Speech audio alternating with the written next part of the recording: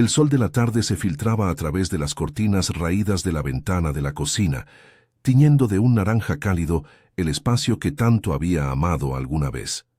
María preparaba la cena con movimientos mecánicos, cortando cebollas y papas en la tabla de madera astillada. El aroma del guiso de carne comenzaba a llenar el aire, mezclado con el olor persistente de la humedad que subía del piso de cemento. Afuera, en las calles de Guadalajara, el bullicio de los vendedores ambulantes y los claxones de los autos se oía como un murmullo distante, un recordatorio de que la vida seguía su curso más allá de esas cuatro paredes. Tenía 35 años, pero se sentía como si llevara el doble.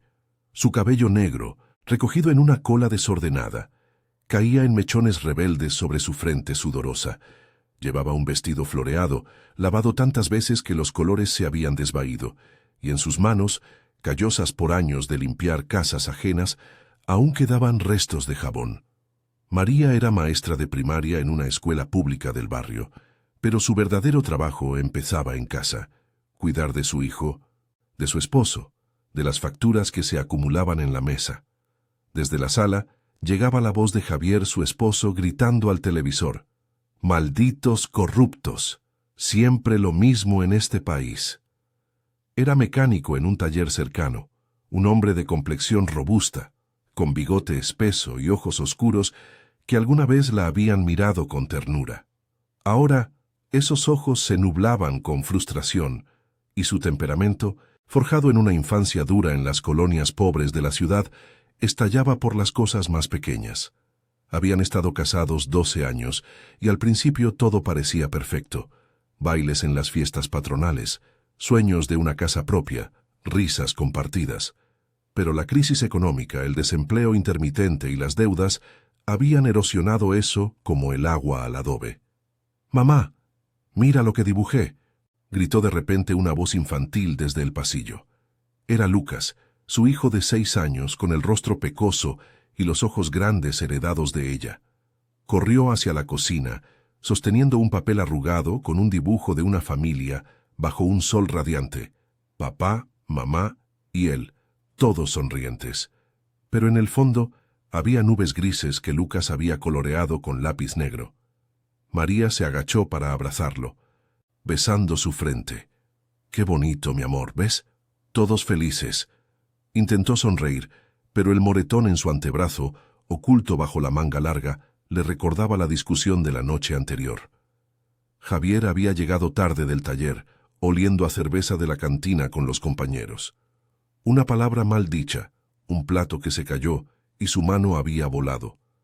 No era la primera vez, pero María siempre se repetía que era el estrés, que él la amaba a su manera. «No llores, Lucas, mamá está bien», le había dicho después, mientras el niño la observaba desde la puerta de su cuarto con ojos asustados. Javier entró en la cocina entonces, secándose las manos en un trapo sucio. «Hey, chamaco, ¿ya terminaste la tarea?» Su voz era ronca, pero había un atisbo de cariño cuando hablaba con Lucas. El niño asintió, retrocediendo un paso instintivo. Javier se acercó a María, rodeándola por la cintura desde atrás. «Huele delicioso, mujer. ¿Para las 7?» Ella se tensó, pero no se apartó. Sí, como siempre. La cena transcurrió en un silencio tenso, roto solo por el tintineo de los cubiertos y las noticias del radio, que hablaban de inundaciones en el norte del país. Lucas comía despacio, mirando alternadamente a sus padres. Después, mientras María lavaba los platos, Javier se sentó en el sofá con una cerveza, encendiendo el cigarrillo que siempre fumaba para relajarse. Lucas jugaba en el suelo con sus carritos, imitando sonidos de motores. Todo cambió esa noche, como tantas otras. Fue por una tontería: el dinero para la escuela de Lucas. María mencionó que necesitaba comprar uniformes nuevos, y Javier explotó. «¿De dónde, ¿Crees que el taller paga oro? Tú siempre pidiendo más». Su voz subió de tono, y antes de que ella pudiera responder, la empujó contra la pared de la sala. No con fuerza letal, pero sí lo suficiente para que María tropezara y cayera, golpeándose la cabeza contra el borde de la mesa. El dolor fue agudo, un zumbido en las sienes, y vio estrellas por un momento. Lucas gritó. «¡Papá, no! ¡Mamá!». Corrió hacia ella, pero Javier lo apartó con un gesto brusco. «Vete a la cama, carajo». María se levantó mareada, tocándose la sien donde un chichón empezaba a formarse. La sangre no era mucha, pero el corte requería atención. «Estoy bien», murmuró, pero el niño no paraba de llorar. Al día siguiente, el mundo se volvió un torbellino. María decidió no ir al trabajo. El dolor de cabeza era insoportable y el moretón en la sien se hinchaba. Javier se fue al taller como si nada, besándola en la mejilla con una disculpa murmurada. «Fue sin querer, perdóname». Pero Lucas no lo olvidaba. Insistió en que mamá fuera al doctor, y ella cedió temiendo una conmoción. El hospital público de la colonia estaba abarrotado como siempre. El olor a desinfectante y sudor impregnaba el aire, y las sillas de plástico en la sala de espera crujían bajo el peso de pacientes exhaustos. María sostenía la mano de Lucas, explicándole que todo estaría bien. Javier llegó más tarde, pálido por el turno doble, pero fingiendo preocupación. «Mi mujer se cayó anoche, doctor. Nada grave». El médico, un hombre de mediana edad con bata blanca y estetoscopio al cuello, los atendió en una consulta pequeña. Examinó la herida de María preguntando detalles. «Cuénteme qué pasó exactamente». Ella titubeó mirando a Javier. «Me resbalé en la cocina con el piso mojado». Lucas, sentado en una silla demasiado alta para él, no pudo contenerse. Miró al médico con sus ojos grandes y dijo, con voz temblorosa pero clara: «No, doctor, mi papá empuja a mamá así en casa, la empuja fuerte, como ayer». El silencio cayó como una losa. María sintió que el corazón se le detenía. Javier, de pie junto a la camilla, se puso pálido como la sábana debajo de ella. Sus manos temblaron, y por un instante, el hombre fuerte que conocía pareció desmoronarse. El médico levantó la vista, su expresión cambiando de profesional a grave. «Hijo, ¿es eso verdad?». Lucas asintió, lágrimas rodando por sus mejillas. María no podía hablar. El peso de años de silencio la aplastaba. Javier balbuceó: Es una mentira». El chamaco confunde las cosas, pero su voz sonaba hueca, y en ese momento, en la penumbra de la consulta, con el zumbido del ventilador de techo como único testigo, María supo que algo había cambiado para siempre. La verdad, inocente y brutal en boca de un niño, acababa de abrir una grieta en la fachada de su vida. El médico, el doctor Ramírez, se enderezó en su silla, ajustándose las gafas con un movimiento deliberado que rompió el silencio opresivo de la consulta.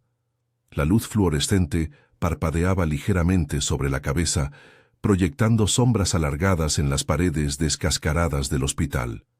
Afuera, en el pasillo, se oía el eco de pasos apresurados y el llanto intermitente de algún bebé, un recordatorio de que el mundo no se detenía por el drama de una familia.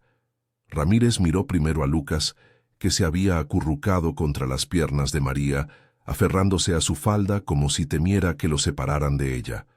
Luego, sus ojos se posaron en Javier, cuya palidez había dado paso a un rubor furioso que le subía por el cuello. «Bien, hijo», dijo el doctor con voz calmada, pero firme, arrodillándose un poco para estar a la altura de Lucas. «Gracias por contármelo. Eres muy valiente. ¿Puedes decirme si ha pasado otras veces?». Lucas asintió de nuevo, sorbiendo las lágrimas, pero no añadió más. Sus ojos, rojos e hinchados, se clavaron en el suelo de baldosas agrietadas, como si el peso de sus palabras lo hubiera agotado. María sintió un nudo en la garganta, un ardor que le subía desde el pecho hasta los ojos. Quería abrazar a su hijo, protegerlo de esa verdad que él mismo había soltado, pero sus brazos se sentían pesados, paralizados por la vergüenza y el miedo.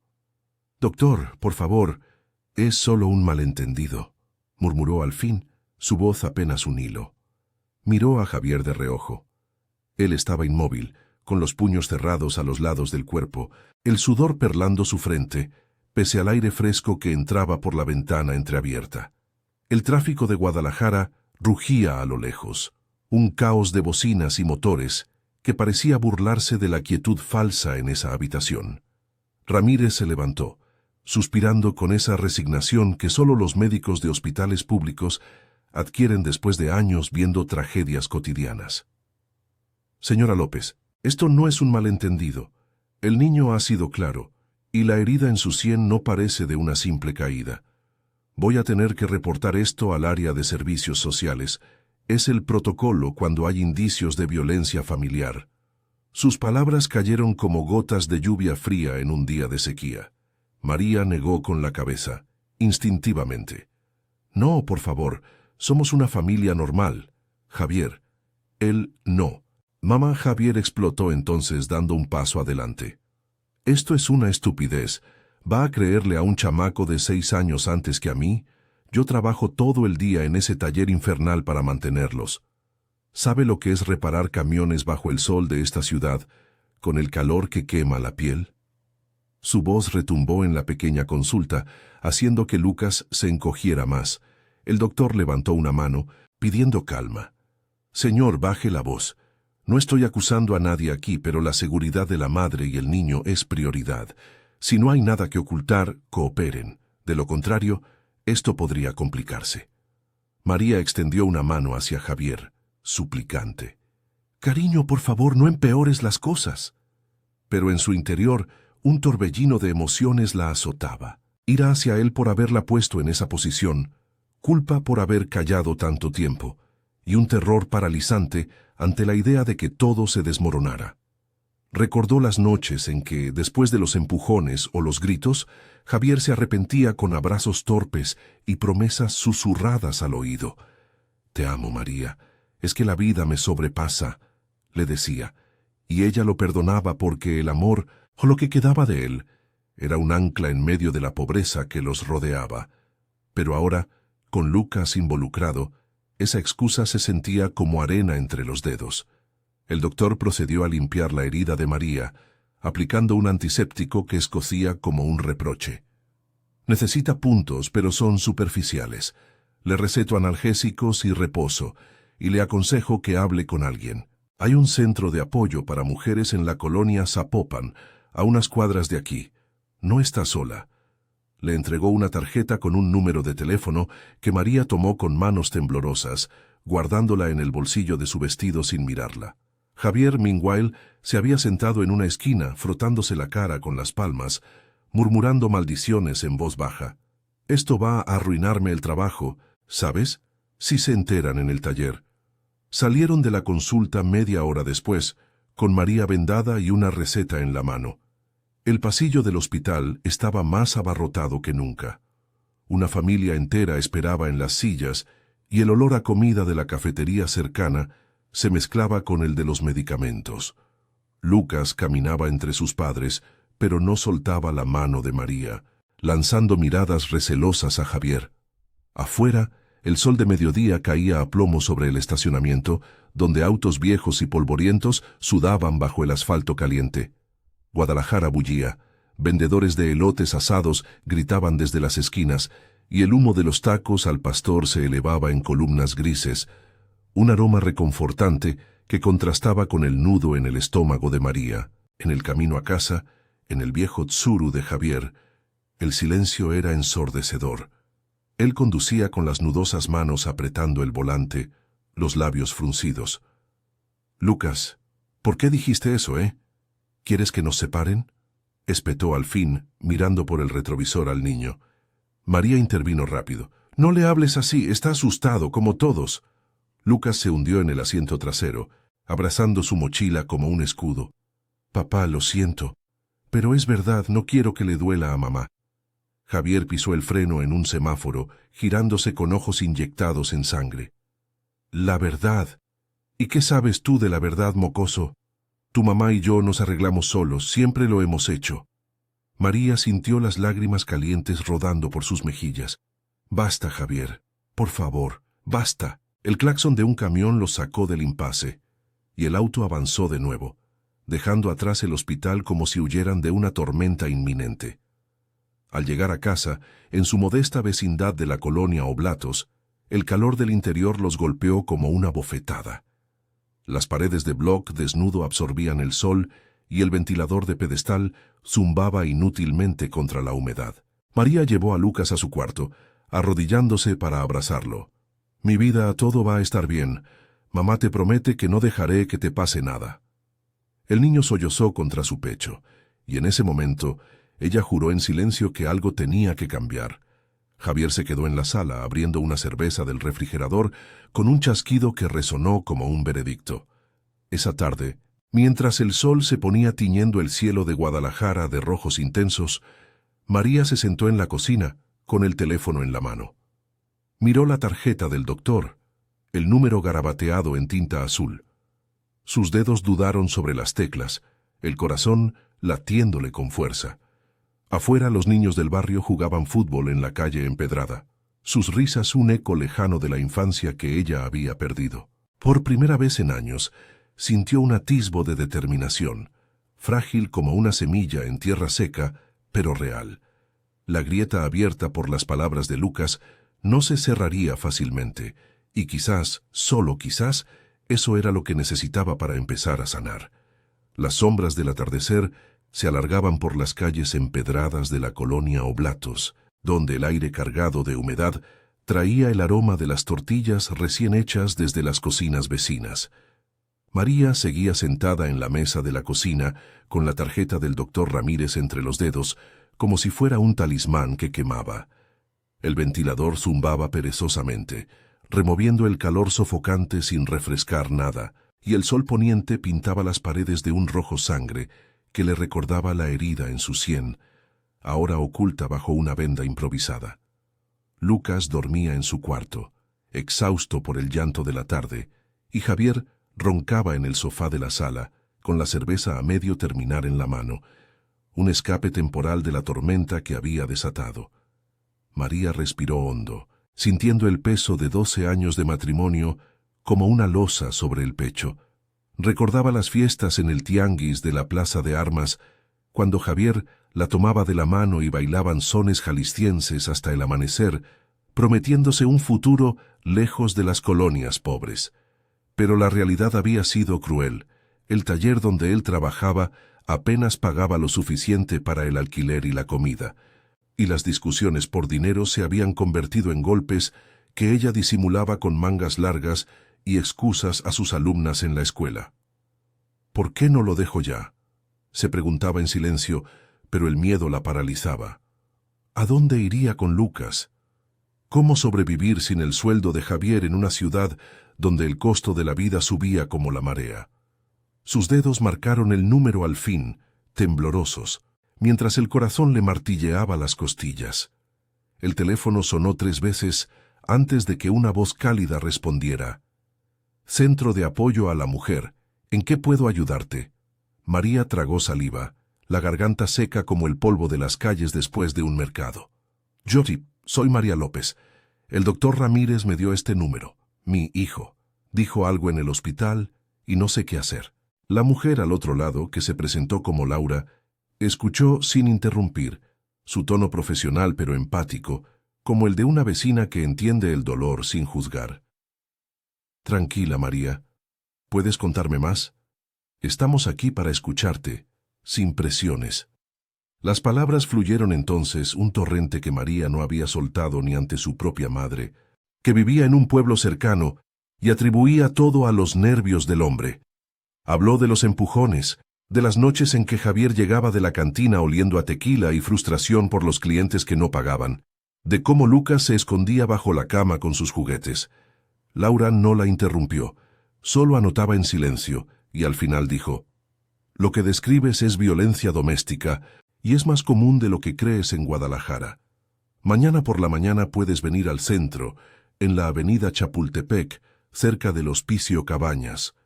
Trae a tu hijo si quieres, pero ven sola primero.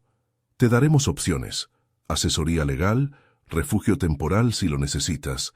No estás sola en esto». María colgó con las mejillas húmedas de lágrimas que no había notado. El alivio era mezclado con pánico. ¿Y si Javier se enteraba? Se levantó para preparar un té de manzanilla, el ritual que la calmaba desde niña, pero el ruido de Javier despertando la hizo congelarse. Él entró tambaleándose a la cocina, con los ojos enrojecidos y el bigote desordenado. —¿Con quién hablabas, eh? Sonaba como si estuvieras tramando algo. Su voz era un gruñido bajo, el aliento agrio de la cerveza invadiendo el espacio. —Nadie, solo una amiga de la escuela —mintió María, girándose hacia la estufa para evitar su mirada. Pero Javier no era tonto. Años de vida juntos le habían enseñado a leer sus mentiras. Se acercó, invadiendo su espacio personal, y le arrebató el teléfono de la mesa. —Dame eso, ¿llamaste a la policía o qué? —por lo que dijo el chamaco. María retrocedió, el corazón acelerado, recordando el empujón de la noche anterior.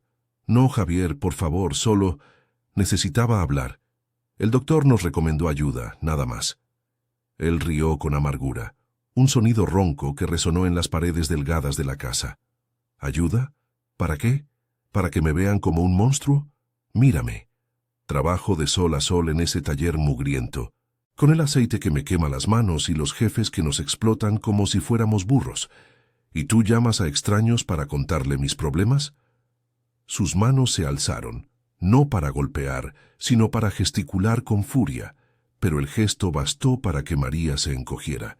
Lucas, alertado por las voces, apareció en la puerta del pasillo, frotándose los ojos somnolientos. —Papá, ¿otra vez? —Vas a pelear. Javier se detuvo en seco, mirando al niño como si lo viera por primera vez. El rubor de la ira dio paso a una palidez renovada, y por un instante María vio el destello de remordimiento en sus ojos oscuros. —No, hijo, vuelve a dormir. Papá y mamá están hablando. Pero Lucas no se movió, aferrándose al marco de la puerta con sus manitas pequeñas. —Prométeme que no le harás daño a mamá. El doctor dijo que no está bien. Esas palabras inocentes y directas calaron hondo. Javier bajó las manos, derrotado, y se dejó caer en una silla, cubriéndose la cara. —Dios, ¿qué he hecho? Lucas, ven aquí. El niño dudó, pero se acercó despacio, y Javier lo abrazó torpemente, como si no supiera cómo hacerlo. —Papá no quiere lastimar a nadie. Es que la vida es dura, chamaco. En esta ciudad, con los precios que suben y el trabajo que no alcanza, uno explota. Pero prometo que lo intentaré mejor. María observó la escena, dividida entre el escepticismo y una esperanza frágil. ¿Era genuino o solo el miedo a las consecuencias hablando? La noche cayó sobre Guadalajara como un manto pesado, con el cielo estrellado oculto por la contaminación lumínica de la metrópoli. María acostó a Lucas, contándole un cuento de mariachis y fiestas en el Jardín Juárez para alejar las sombras. Javier se quedó en la sala, fumando un cigarrillo tras otro, el humo curling en espirales grises que olían a derrota. Cuando ella se acostó a su lado en la cama estrecha, él murmuró en la oscuridad: «Mañana voy al taller temprano, no hagas nada loco, María. Podemos arreglarlo nosotros, como siempre». Ella no respondió. Solo miró el techo agrietado donde las grietas parecían mapas de su vida rota. Al amanecer, el canto de los gallos vecinos y el rumor de los camiones de basura despertaron a la colonia. María preparó el desayuno con movimientos automáticos, huevos revueltos y tortillas de la comal, el aroma reconfortante que disfrazaba la tensión. Javier salió sin despedirse, besando la frente de Lucas con un gesto rápido. «Cuídense», dijo, y se fue en su tsuru destartalado, dejando un vacío que María llenó vistiéndose para ir al centro de apoyo. El sol naciente calentaba las calles, y el bullicio de las mujeres yendo al mercado con sus canastas la hizo sentir menos sola. Lucas la miró con ojos grandes mientras salía. «Mamá, ¿vas a estar bien?» Ella sonrió, besándolo. «Sí, mi amor, hoy empezamos a cambiar las cosas». En el centro, un edificio modesto con murales de mujeres fuertes en las paredes, Laura la recibió con una taza de café y un abrazo. «Bienvenida, María. Aquí no juzgamos, solo ayudamos». Hablaron por horas, de los derechos legales, de cómo denunciar sin perder la custodia de Lucas, de grupos de apoyo donde otras mujeres compartían historias similares, forjadas en la pobreza y el machismo de Jalisco. María sintió por primera vez el apoyo de extrañas que se convertían en aliadas, un puente hacia la libertad que tanto temía. Pero al salir, Con folletos en la mano y una cita para terapia, el teléfono vibró. Era Javier. El jefe me dijo que hay rumores en el taller. ¿Qué hiciste, María? ¿Llamaste a alguien? El pánico regresó, pero esta vez mezclado con una determinación nueva. La grieta se ensanchaba y ella ya no quería cerrarla. El sol del mediodía caía implacable sobre la avenida Chapultepec, donde el tráfico de Guadalajara serpenteaba como un río de metal oxidado. María caminaba con paso apresurado, los folletos del centro de apoyo arrugados en su bolso de tela gastada, el peso de las palabras de Laura aún resonando en su mente. Tienes derecho a una vida sin miedo, María. Empieza por ti. El aire estaba cargado del humo de los puestos de tacos al pastor y el aroma picante de las cebollas asadas se mezclaba con el sudor de los transeúntes que se abrían paso entre los vendedores ambulantes. Pero ella apenas lo notaba. Su cabeza era un torbellino de dudas y una determinación que crecía como una llama tenue en la oscuridad. El teléfono vibró de nuevo en su bolsillo mientras subía al autobús abarrotado rumbo a Oblatos. Era Javier otra vez. No contestó. En cambio, apagó el aparato sintiendo un nudo de culpa y alivio. ¿Qué le diría? Que había hablado con mujeres que, como ella, habían roto el ciclo de golpes y promesas vacías. El autobús traqueteaba por las calles empedradas, pasando por el Hospicio Cabañas con sus muros rosados que parecían guardianes silenciosos de secretos ajenos. María se aferró a la barra metálica, observando su reflejo en la ventana sucia. Ojeras profundas, el vendaje en la sien como una marca de guerra.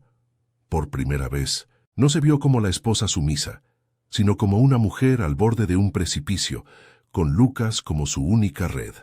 Al llegar a la vecindad, el calor del patio central la envolvió como un abrazo sofocante.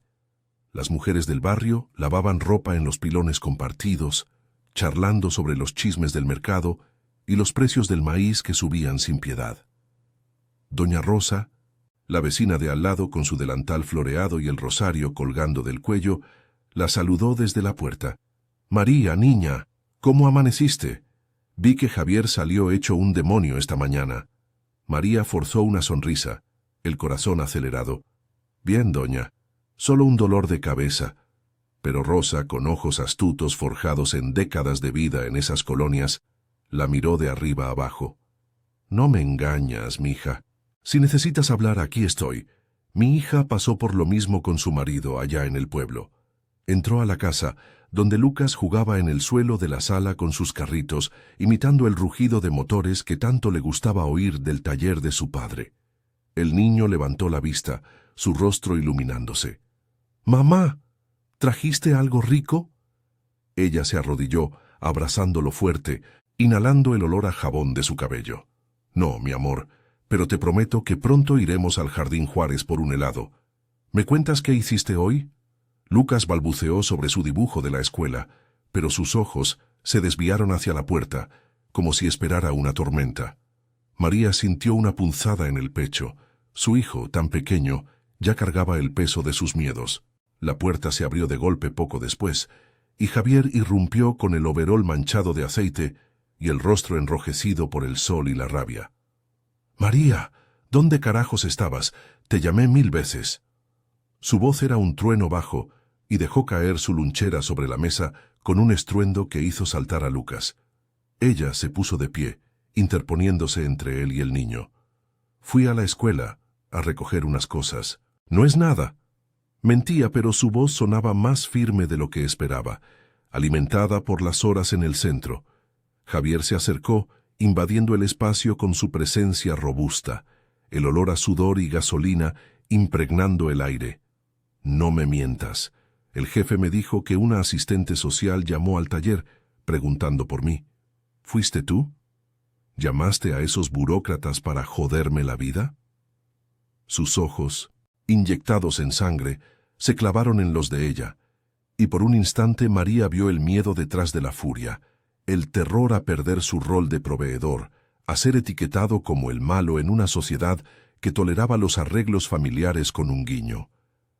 «No quise, Javier. Pero lo que pasó en el hospital, Lucas lo vio todo. El doctor tiene que reportarlo, es la ley».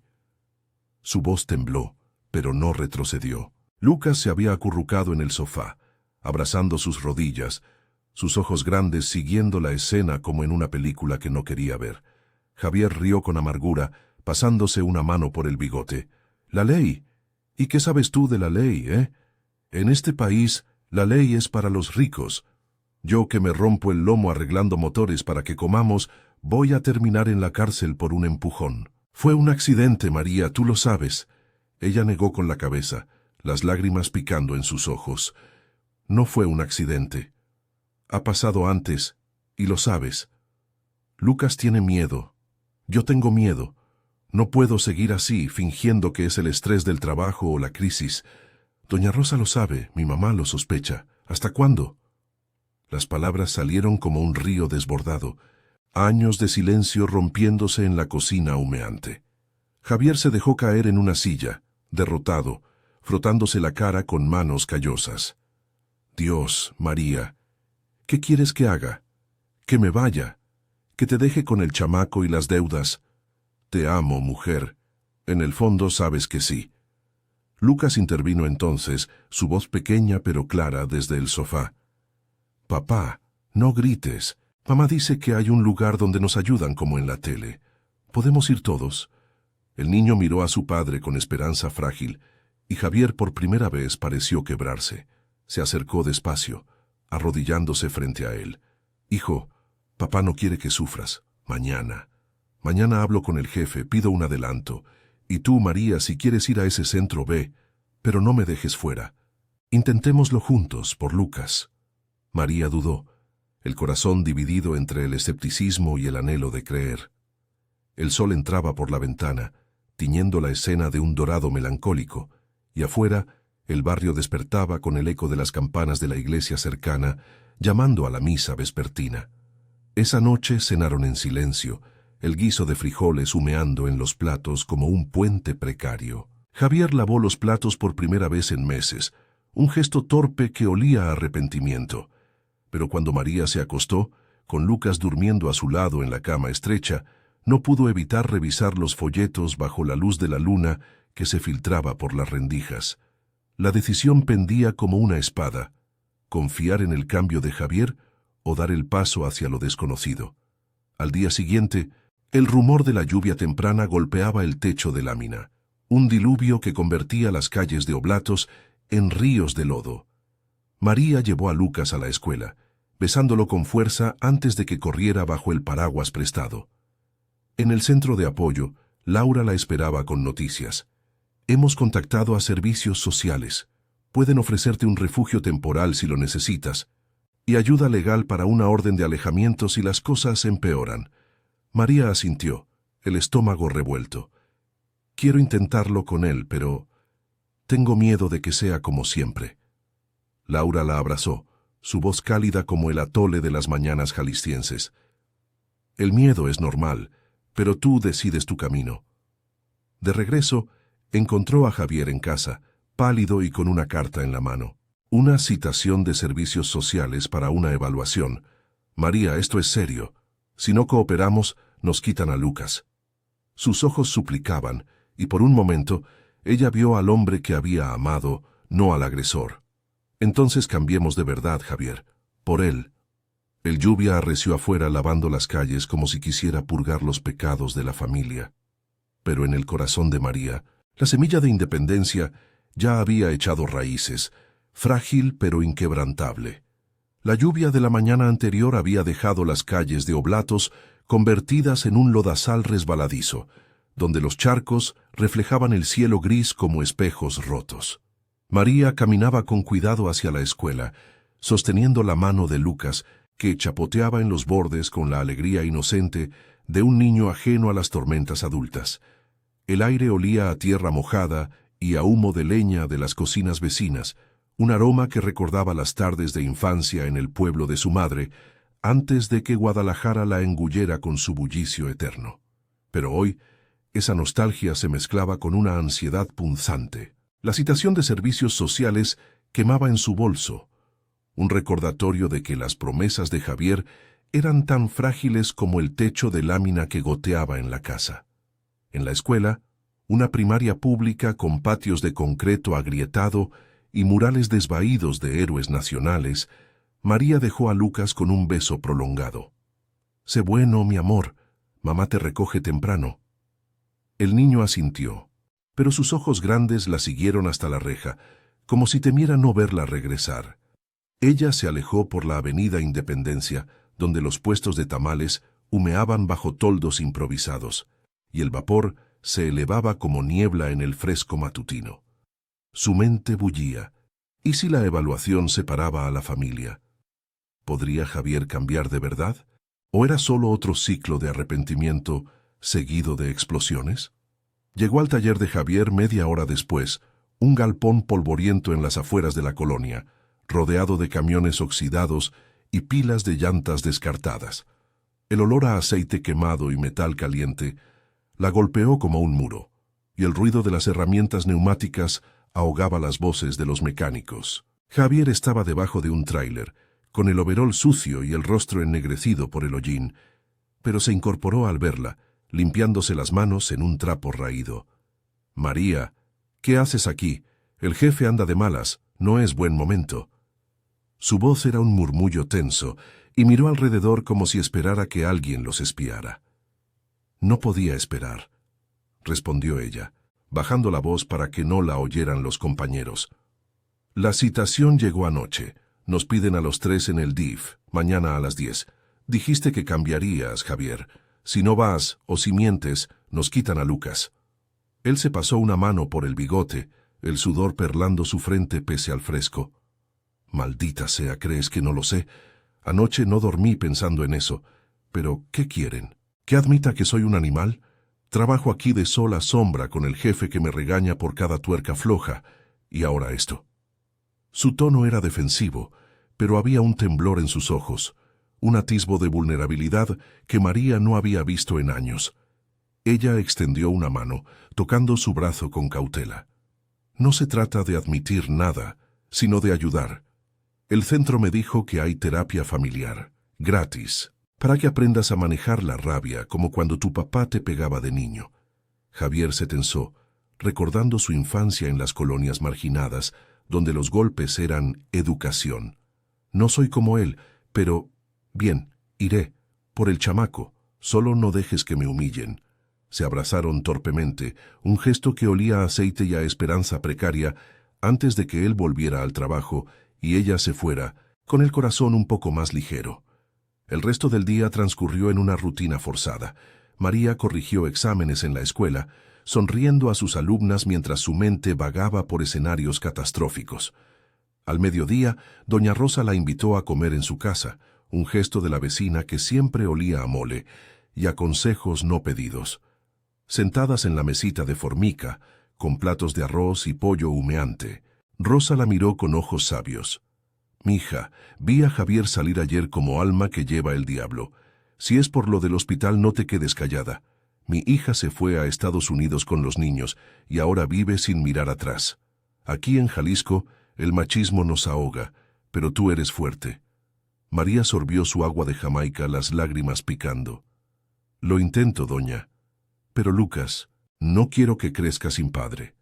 Rosa asintió palmeando su mano. «El padre que lastima no es padre. Piensa en ti y en él». Esa tarde, al recoger a Lucas, el niño corrió hacia ella con un dibujo nuevo, una casa con un sol brillante, pero sin nubes grises esta vez. «Para ti, mamá, para que no estés triste». En el camino a casa, bajo un sol que empezaba a asomarse entre las nubes, María le contó sobre la cita en el DIF, suavizando los detalles. «Vamos a hablar con señoras buenas para que todos estemos felices». Lucas sonrió, pero apretó su mano más fuerte, como si intuyera la fragilidad. Javier llegó temprano esa noche, con una bolsa de tortillas frescas y un ramo de flores silvestres compradas en el mercado, un gesto torpe que sorprendió a María. Cenaron pozole que ella preparó, el caldo picante calentando el aire de la cocina mientras charlaban de trivialidades, el partido de Chivas, los chismes del barrio. Por primera vez en meses no hubo gritos. Javier incluso jugó con Lucas en el patio, empujando un carrito oxidado mientras el niño reía. Pero cuando acostaron a Lucas, la realidad regresó. En la cama, Javier la abrazó por detrás, su aliento cálido en su cuello. Mañana en el DIF diré la verdad, que me descontrolo por el estrés, pero que te amo. ¿Me crees? María se giró mirándolo en la penumbra. Te creo si lo demuestras. No más promesas, Javier. Acción. La mañana siguiente amaneció clara, con el sol filtrándose por las persianas y el aroma de café colado impregnando la casa. Se vistieron con lo mejor que tenían. María un vestido limpio, Javier una camisa planchada que olía a naftalina. Lucas, con su uniforme escolar impecable, los miró nervioso desde la mesa. «Papá, ¿no vas a enojarte?» Javier se arrodilló besando su frente. «No, hijo. Hoy hablamos tranquilos». Salieron en el Tsuru, el motor tosiendo por las calles mojadas aún por la lluvia nocturna, pasando por el mercado de San Juan de Dios, donde los vendedores ya gritaban ofertas de frutas y chiles. El DIF era un edificio austero en el centro de Guadalajara, con paredes blancas y carteles de derechos infantiles en las entradas. La trabajadora social, una mujer de unos 40 años llamada Carmen, con gafas redondas y una carpeta en mano, los recibió en una oficina pequeña ventilada por un abanico de techo. «Bienvenidos, familia López. Vamos a platicar abiertamente. Lucas, ¿puedes contarme qué pasó en el hospital?» El niño, sentado entre sus padres, repitió su historia con voz temblorosa, pero sin titubear. Javier escuchó en silencio, los nudillos blancos sobre las rodillas, y cuando le tocó hablar, su voz ronca se quebró. «Fui yo, señora. La empujé. No con mala intención, pero el coraje me ciega. Mi vida es un infierno en el taller, con deudas que no pagan, pero eso no excusa nada.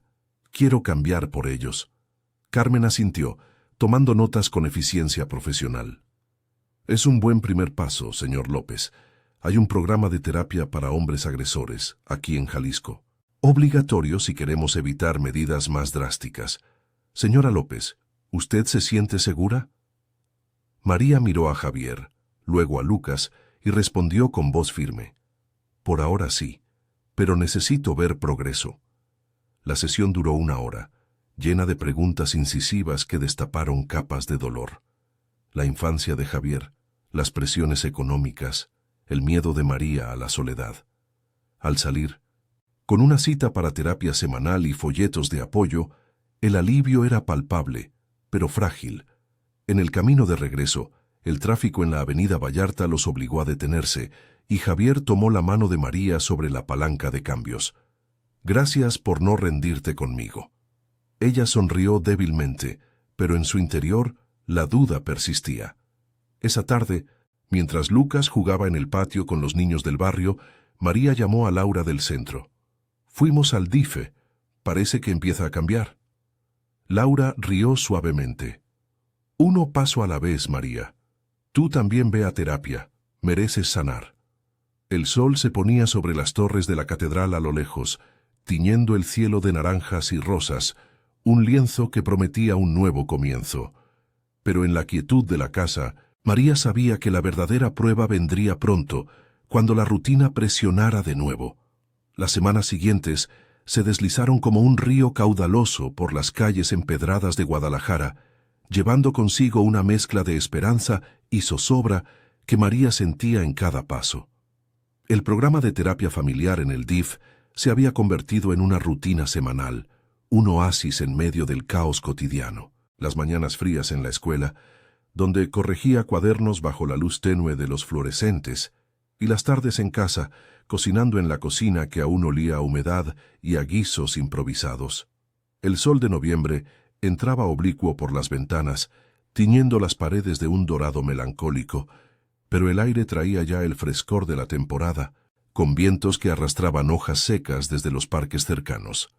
Javier asistía a sus sesiones para hombres agresores con una puntualidad que sorprendía a todos, incluso a él mismo.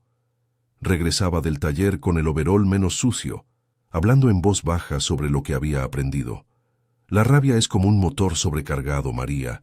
Hay que enfriarlo antes de que explote». Ella lo escuchaba mientras preparaba el café, notando cómo sus manos callosas ya no se cerraban en puños tan rápido.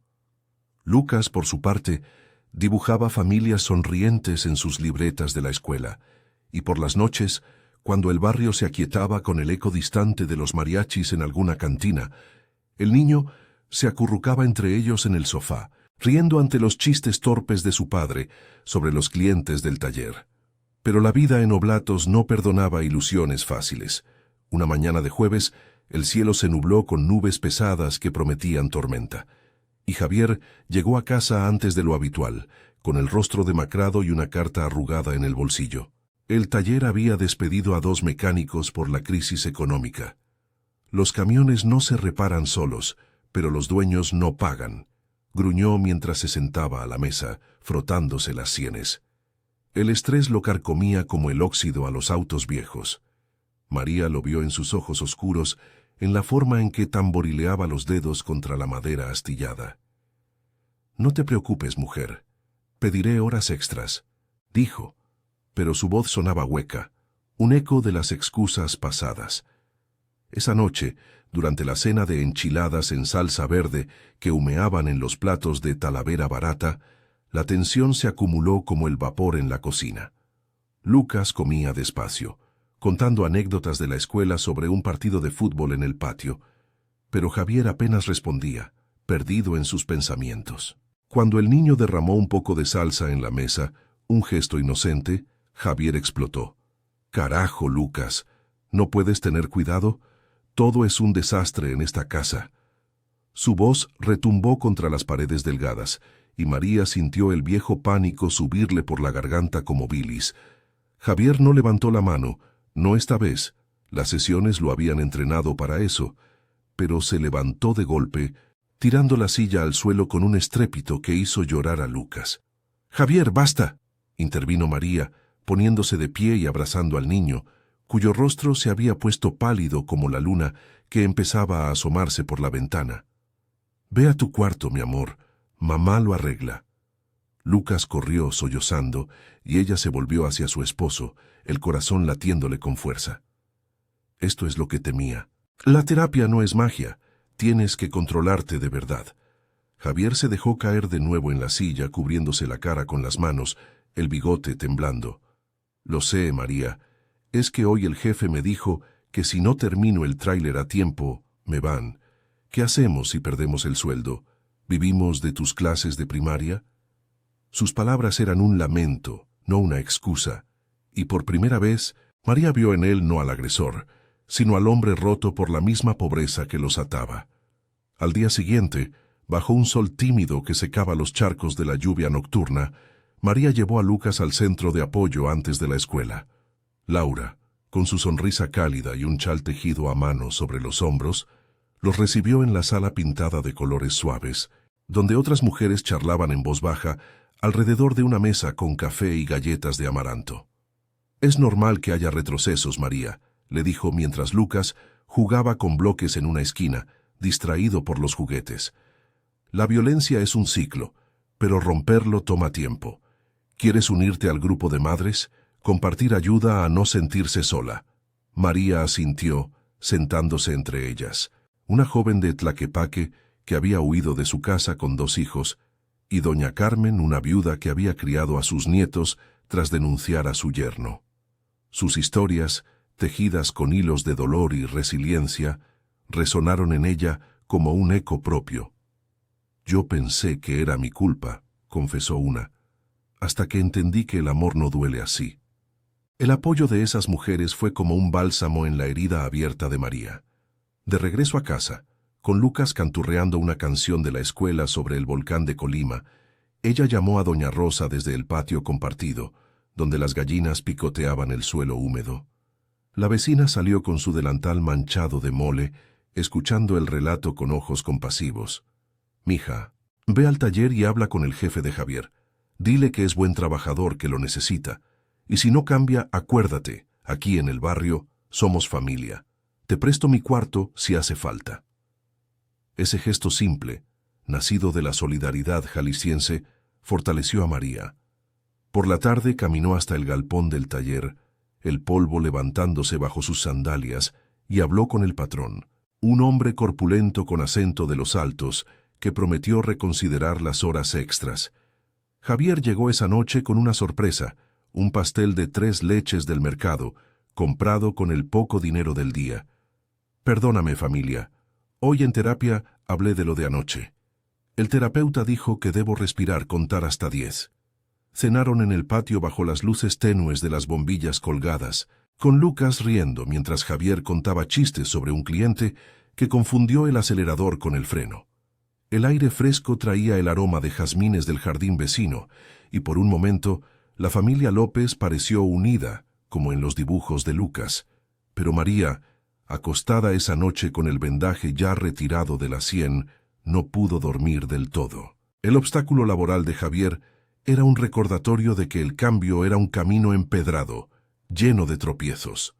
Días después, en la sesión de terapia familiar, Carmen, la trabajadora social, elogió el progreso. Señor López, ha sido honesto sobre sus triggers. Señora López, su apoyo es clave, pero cuídese a sí misma. Lucas, dibujando en su libreta, levantó la vista y dijo: Papá, hoy jugamos fútbol sin pelear. ¿Ves? Podemos ser felices. Javier lo abrazó con los ojos húmedos, y María sintió un calor en el pecho, un crecimiento que nacía del miedo compartido. Afuera, Guadalajara bullía con el tráfico de la hora pico, pero en esa oficina austera, la familia empezaba a reconstruirse ladrillo a ladrillo con el respaldo de quienes habían caminado caminos similares. Sin embargo, en el fondo de su corazón, María sabía que la verdadera prueba aún pendía, como una tormenta lejana sobre el horizonte de la ciudad. El invierno había llegado a Guadalajara con un frescor inusual, trayendo vientos que silbaban entre las azoteas de las vecindades y nubes que velaban el volcán de Colima en el horizonte. María caminaba por la avenida Chapultepec hacia el centro de apoyo, con el chal de lana que doña Rosa le había prestado envuelto alrededor de los hombros, protegiéndola del relente matutino. Habían pasado 2 meses desde la citación en el DIF, y el camino de la familia López se había convertido en un sendero irregular, marcado por avances y retrocesos que la dejaban exhausta pero más fuerte. El aire olía a pan de elote recién horneado desde las panaderías cercanas, un aroma dulce que contrastaba con el amargo sabor de las dudas que aún la asaltaban por las noches. En las sesiones de terapia, Javier había empezado a desentrañar las raíces de su ira. La muerte temprana de su madre, los golpes de un padre alcohólico en las colonias de Zapopan y la presión constante del taller, donde el jefe ahora lo había ascendido a supervisor por su dedicación renovada. «No soy un santo, María», le confesaba en la cama estrecha, su voz ronca en la oscuridad, mientras el tráfico nocturno rugía a lo lejos. «Pero cada vez que quiero explotar, pienso en Lucas y en ti. No quiero ser el monstruo que mi viejo fue». Ella lo escuchaba, tocando su mano callosa, sintiendo el pulso de un cambio real, aunque frágil. No era perdón ciego, era una tregua ganada con esfuerzo, respaldada por las mujeres del grupo de apoyo, cuyas historias le recordaban que sanar no era lineal. Lucas, con sus 7 años recién cumplidos, florecía como una planta regada por fin. En la escuela sus dibujos ya no tenían sombras. Ahora retrataba a su familia en el Parque Revolución, con mariachis de fondo y globos de colores. «Papá me enseñó a patear el balón sin enojarme», le contó a María una tarde, mientras caminaban de regreso a casa bajo un sol tibio que secaba las veredas empedradas. El niño reía con facilidad, pero a veces, en momentos de quietud, la abrazaba fuerte, como si temiera que el pasado regresara. María lo besaba en la frente, inhalando su olor a sudor infantil y crayones, y le prometía en silencio que lo protegería, que el ciclo se había roto. Sin embargo, el obstáculo mayor surgió una quincena antes, cuando el taller enfrentó una quiebra inminente por deudas de clientes grandes. Javier llegó a casa una noche de diciembre, con el rostro surcado por el cansancio y una notificación de despido temporal en el bolsillo. El cielo estaba estrellado, pero el frío se colaba por las rendijas de la puerta, y el aroma del atole de chocolate que María preparaba no bastó para calentar el ambiente. «Nos van a recortar horas, mujer. 2 semanas sin sueldo, quizás más. ¿Cómo pagamos la luz, la escuela de Lucas? Su voz era un lamento bajo, y se sentó a la mesa frotándose las sienes, el bigote temblando como en los viejos tiempos.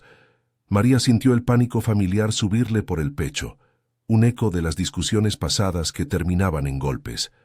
Lucas, que jugaba en el suelo con un camión de juguete, levantó la vista alarmado. «Papá, ¿nos vamos a mudar? ¿Como la familia de mi amigo Juan?» Javier lo miró, los ojos enrojecidos, y por un instante, María vio la sombra de la explosión acechando. Pero él respiró hondo, contando hasta 10 como le habían enseñado, y extendió los brazos. «Ven aquí, chamaco. No nos mudamos. Papá va a buscar otro trabajo, y tú vas a seguir pateando goles en la escuela». El abrazo fue torpe, pero genuino, y Lucas se relajó riendo cuando Javier le hizo cosquillas. Esa noche, mientras acostaban al niño, María intervino con la determinación que había cultivado en las terapias. «No lo hagas solo, Javier. Mañana voy contigo al taller, hablo con el jefe sobre opciones, y si no, el centro tiene programas de empleo para hombres en rehabilitación». Él la miró, sorprendido por su firmeza, y asintió. «Tienes razón, no soy el único que carga esto». Al día siguiente, bajo un cielo nublado que amenazaba lluvia, fueron juntos al galpón polvoriento. María, con su vestido sencillo y el cabello recogido, habló con el patrón, un hombre de bigote canoso y acento tapatío, recordándole la lealtad de Javier. «Es un buen padre, señor. Denle una oportunidad. Jalisco valora a los que luchan». El jefe, conmovido por su coraje, extendió el despido a un permiso pagado parcial, y Javier salió con un atisbo de esperanza en los ojos.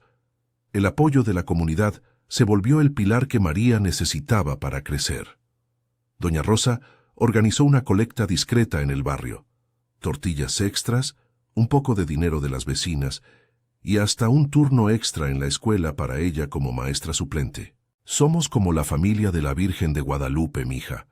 Unimos fuerzas», le dijo la anciana mientras compartían un café en el patio, con el vapor subiendo en espirales blancas.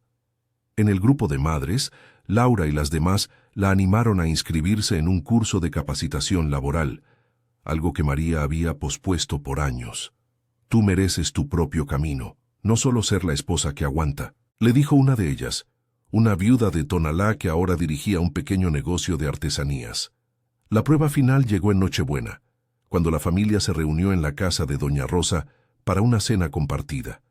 El patio estaba adornado con luces de colores y un altar con el Niño Dios, el aroma de ponche caliente y buñuelos fritos llenando el aire fresco.